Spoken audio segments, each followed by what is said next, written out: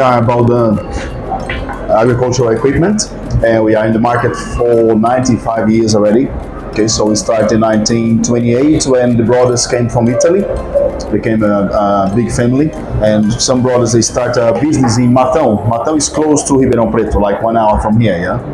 And after that, they start improving. They start working with wood and they start working with tools, actually. But then they decided to start a small business company, and they were making tools for agriculture. So back then, using animal traction, right? And then the company started getting bigger and bigger, and then 1978 they moved to another place. So these new places, the main factory is around 256,000 square meters, which 65,000 square meters covered, is built. And now we just bought another plant, what we're actually preparing for the releases that we're just releasing some products now. And this place is around 130,000 square meters, so we have 256 plus 130, which is going to be around 30 already built as well. So we think it's going to be ready this year, the second plant. Yeah. So what we make agricultural equipment for small, medium, and large farmers.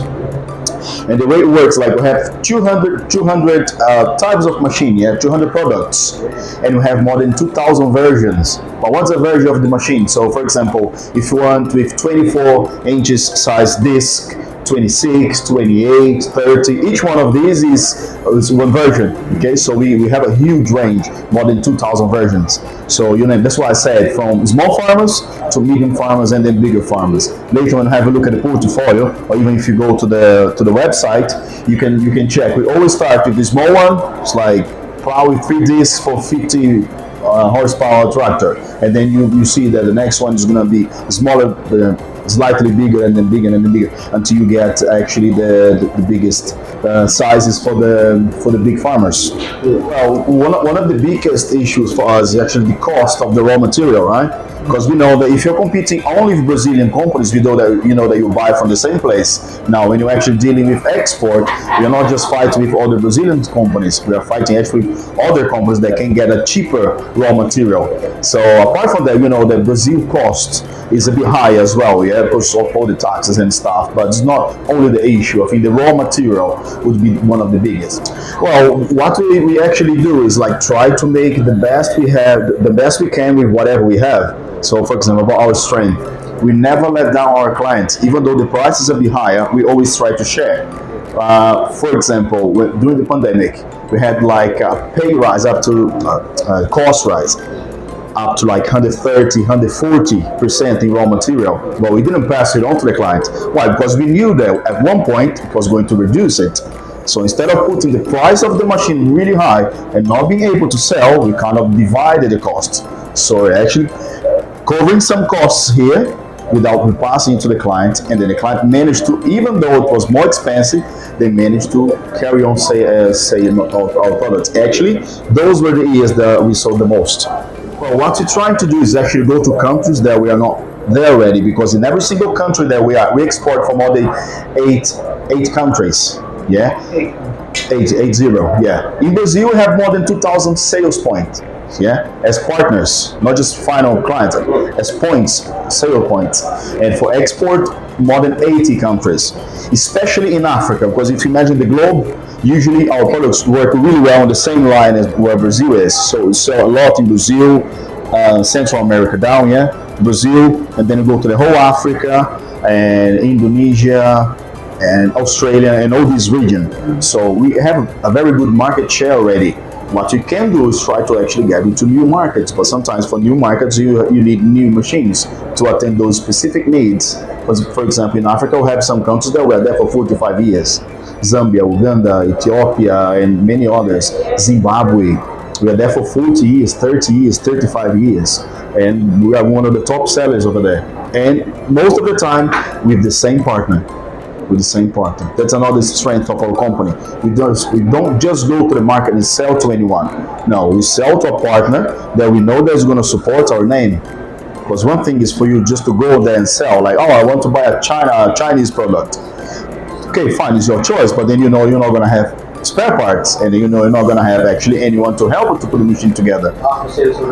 Exactly, that's the main point nowadays, I think, because product for product, still is still. What you actually really need is relationship. I am sure of that. You know why? Because that's what they say. It doesn't matter if I buy cheaper and then I don't have anyone to help me with the machine. If tomorrow I have a problem, who's going to help me with it? Now, they know that we are always here for them. That's why we need a partner. We don't want to sell to everybody. We want to sell to someone who actually can really support our name, support our brand. And it's been working really well. As I say, in Africa, for some country for 40 years. And another thing that we try to do, for example, if I sell you a machine, I'm not going to fool you. It's going to break one day, obviously. So what I do is actually, why don't you take these spare parts just in case something happens with your machine? So even something goes wrong, I'm not talking about warranty, I'm talking about something going wrong. It's like there is a rock on the floor that you didn't see and you hit the equipment and it broke. At least you have some spare parts over there. So you're not going to stop working because you don't need parts. Now when you buy some other people's, I'm not going to keep saying Chinese stores, not just Chinese, any other things that you buy. If you don't have spare parts, you're going to have problems in the future. So this is another of our strength, I believe. Yes, we do. We are in Indonesia and Thailand, for example, but we know that the market's much bigger, so you want to actually be a bit more aggressive in these countries, and that we have the machines for that. Because we didn't have partner back then. Now we have partners over there, so now we can grow. Whatever we actually already established in Africa, for example, Zambia, there's no really space to grow. But for example, in Australia, it's quite big. We have one very, very good client of us, I think, machinery, and they cover a huge place over there. But sometimes they cannot reach the whole country because it's really big. So if you get another partner somewhere else, then maybe we can increase our sales.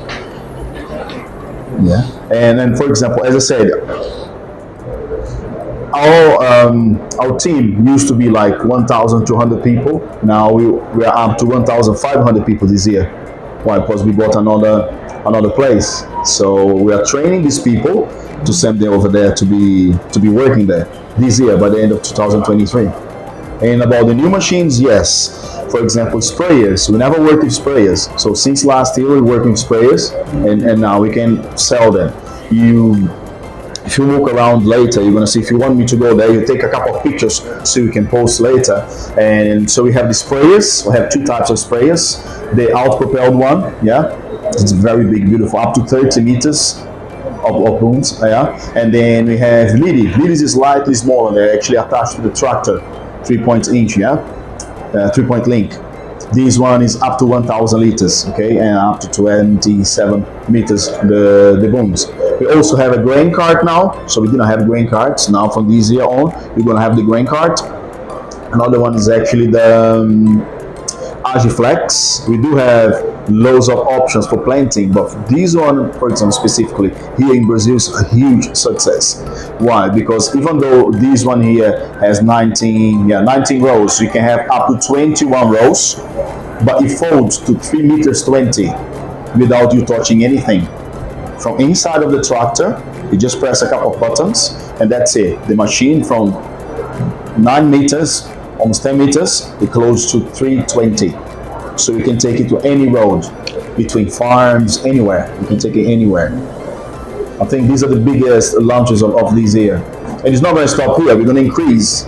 So if we're having up to 2,500 liters this sprayer, for example, in the future we're going to have 3,000, 3,500. Yeah, it's something we always say, especially when we go to Africa, or we say, we're not here just to sell machines. We're here to help feed the world. Because I think it's very, very important. It's not just to sell machine, actually to sell machine and share experience. That's how we do in Brazil, and that's why we get such a good production. So we don't want only to sell. We want you guys to help us to feed the world, because we know that's limited, and the world is growing really, really fast. Yeah. So if you don't get help from other countries, Brazil is not going to be able to do that by himself. We are improving as well, but improving is slow.